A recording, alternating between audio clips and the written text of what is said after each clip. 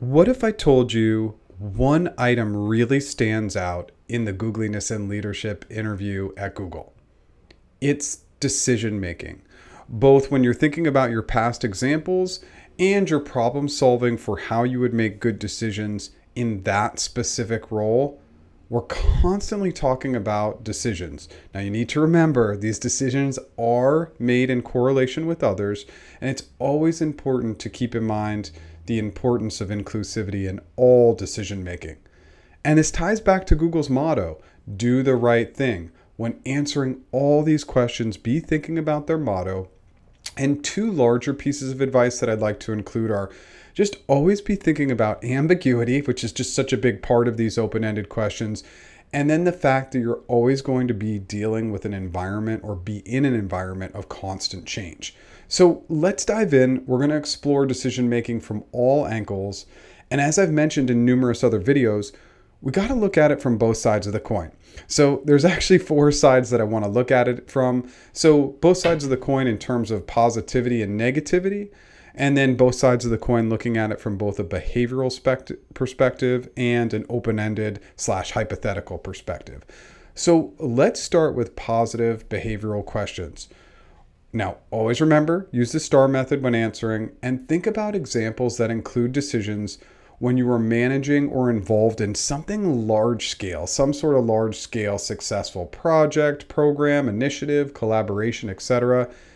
And really focus in on the overall goals and impact and how you prioritize these items. Then we'll go really operational. You'll want to think about things like timeline, budget, and risks, and then how you fostered collaboration and inclusivity along the way. And as I really mentioned earlier, really dig into that feedback component. So how you took in feedback, how you gave constructive feedback, etc. And lastly, part of this inclusivity piece is how you valued everyone's opinions. Go big on these questions. And what I mean by that is typically examples that have a large scope and scale are going to be better because they're going to have more depth. And then lastly, a really big thing and part of these Googliness and leadership interviews and answering the questions is not to forget about learnings, both on the behavioral side, and we can implement some learnings on the open-ended side as well. And now let's flip the coin. Remember, in any interview, it's critical to be prepared for a negative behavioral question. And I want you to spin all these answers to have positive wording, pitch and tone, and of course, a strong focus in on learnings. You're likely to be asked a question about a time you failed, you made a mistake, a decision that you would change, you were asked to do something unethical, and all these types of questions are great to practice for any company. The key to having success with these negative behavioral questions is to spend only 30 seconds telling me about the negative piece, really set up in a couple sentences what happened, and then quickly pivoting and focusing in on the actions you took to overcome this bad decision, mistake, failure, etc. And definitely ending with learnings, and possibly, if applicable, you can talk quickly about applied learnings, like this is what I learned was X, and then I applied it in the next initiative by doing Y. And as you reflect through these poor decision examples, really practice on getting that story part quick. I want to put a lot of emphasis here. 99% of my clients will spend more than 30 seconds. Too much time talking about negative things will make your interviewer feel negative about you. So flip the script as quickly as you can. Now, let's do that. Let's flip the coin and let's talk a little bit about the open-ended hypothetical side of things.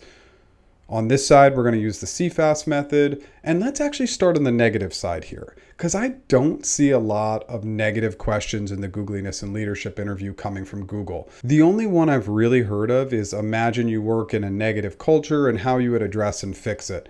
And this question isn't that uncommon at a lot of organizations, how we work with a negative boss, negative culture, etc. And I actually did a video on this question. I'll throw a card up in the video.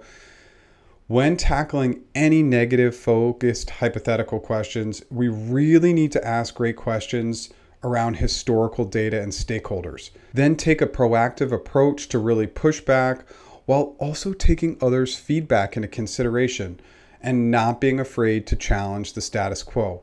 And lastly, one big piece of advice is, especially when trying to solve for one major issue, niche down to the team, the group. Trying to solve for large scale issues, it's really difficult. Let's figure it out. Let's kind of test it. Let's solve for it in one area. And then we can expand out, share with the leadership team, create a good plan. Now, let's flip to the positive side. The positive side, again, going to require strong decision making, and a lot of this is navigating ambiguity.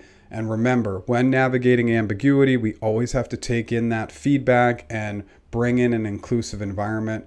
And be thinking about how you make decisions when you don't have all the data. So if you were to use the CFAST method, which I strongly encourage with these hypothetical questions, while not all interviewers will positively respond, we make better decisions with data. So the goal of asking either or yes or no questions is to gather data and start to show thought process in terms of how we make decisions initially. Then when creating your framework, bring back in some of those operational items, collaborative based items like meetings, psychological safety, empathy. When bringing in your assumptions to make these good decisions, make it role specific.